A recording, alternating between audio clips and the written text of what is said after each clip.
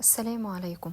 لو نفسك تاكلي حاجة حلوة تكون سريعة وكمان مش مكلفة، ميكس كده بين الفطير المشلتت والفطيرة ابو سكر اللي كنا بيعملوه لنا زمان.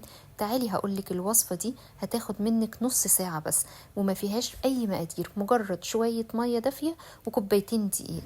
ودلوقتي تابعي معايا الفيديو للآخر عشان فيه 3 نقط مهمة لازم تخلي بالك منها. ونقول بسم الله ونجيب اي نوع دقيق متعدد الاستخدام. هتجيبي منه كوبايتين دقيق، وهنحط عليهم معلقه سكر صغيره ومعلقه ملح صغيره، وعشان يكون خفيف وهش هنحط معلقه بيكنج باودر.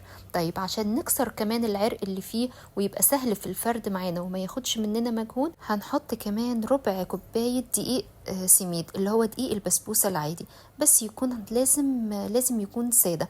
ما نجيبش اللي هي الاكياس الجاهزه بتاعه البسبوسه لانها بتكون عليها اضافات تانية. تحطيه بقى في عجان، تحطيه في بوله، تعجنيه بايديكي زي ما تحبي. انا استسهلت وقلت بما انه حاجه سريعه يبقى نعجن في العجان.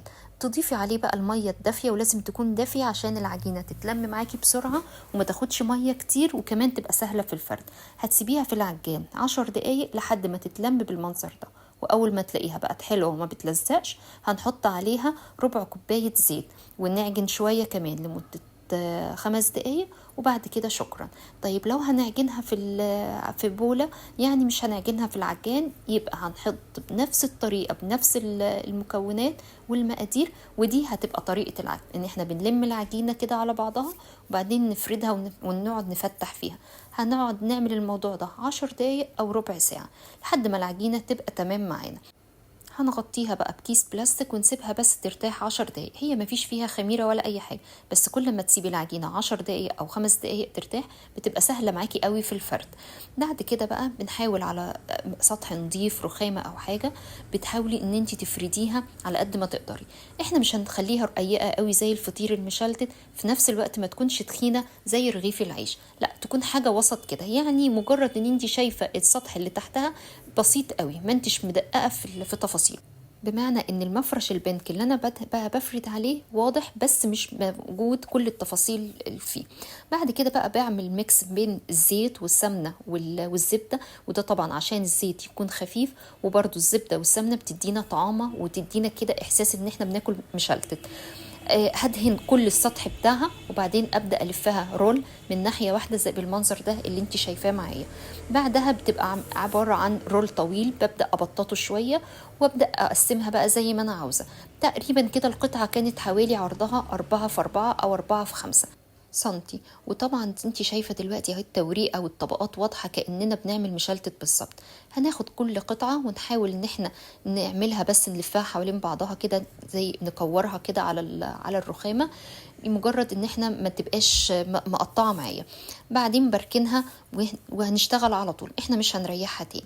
هنجيب بقى سكر عادي خالص، سكر سنترافيش عادي الخشن اللي احنا بنستعمله في الشاي، ونبدا نحشيها بالسكر ده. حطي معلقه، تحطي معلقه ونص، معلقتين، برضو دي ترجع لك حسب رغبتك. وممكن تحطي قرفه وممكن تحطي جبنه، يعني زي ما انت عاوزه. الحشوات دي زي براحتك، وممكن تاكليها ساده. بعد كده اهم حاجه ان انتي لما بعد ما تحطي السكر تقفلي عليه كويس قوي. دي نقطه مهمه جدا عشان السكر لو نزل في الطاسه ممكن يتحرق ويتكرمل معاكي. بتحطي بقى السكر وتقفلي عليه كويس. وعندك برضو خيارين، ممكن بعد ما تحطي السكر تكوريها تاني وتسيبيها كورة كده زي ما هي، وممكن تبططيها على طول، بس الافضل ان انت تكوريها وتسيبيها، لان بعد كده بنفردها واحنا بنعملها في الطاسة.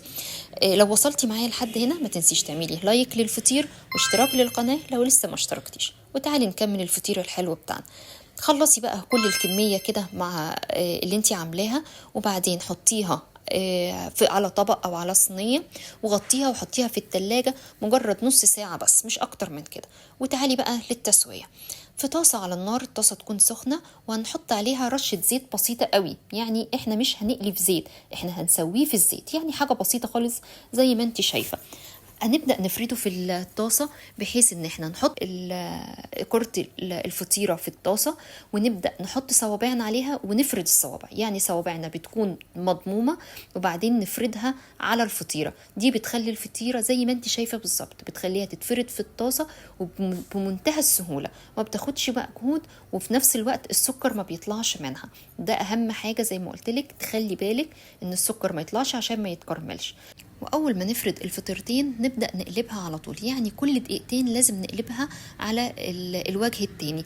وبرده النار هنا نخلي بالنا ان النار ما تكونش عاليه قوي عشان ما تحرقش الفطيره وتخليها تاخد اللون بسرعه ومن جوه تبقى عجين ومش مستويه، لان هي طبقات كتير. في نفس الوقت ما تكونش هاديه على زياده عن اللزوم، لان لو هاديه برضو الفطيره هتنشف منك ومش هتبقى طريه، هتحجر منك وهي بتستوي.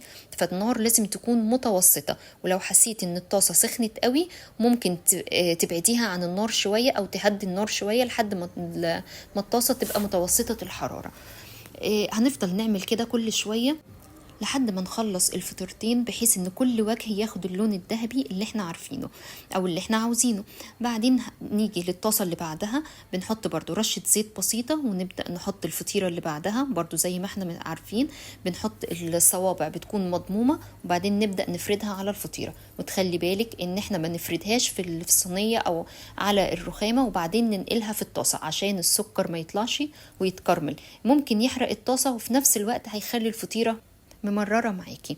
دلوقتي بقى خلصنا كل الكمية، عملنا أحلى وأسرع فطير اقتصادي بكوبايتين دقيق وشوية مية دافية. تسميه بقى ميني فطير مشلتت، تسميه فطير بسكر، زي ما تسميه. شايفة السكر اللي جواه عامل ازاي والطبقات والجمال بتاعه. لو عجبك بقى ما تنسيش تعملي لايك للفيديو واشتراك في القناة لو لسه ما اشتركتيش، وألف هنا على قلبكم.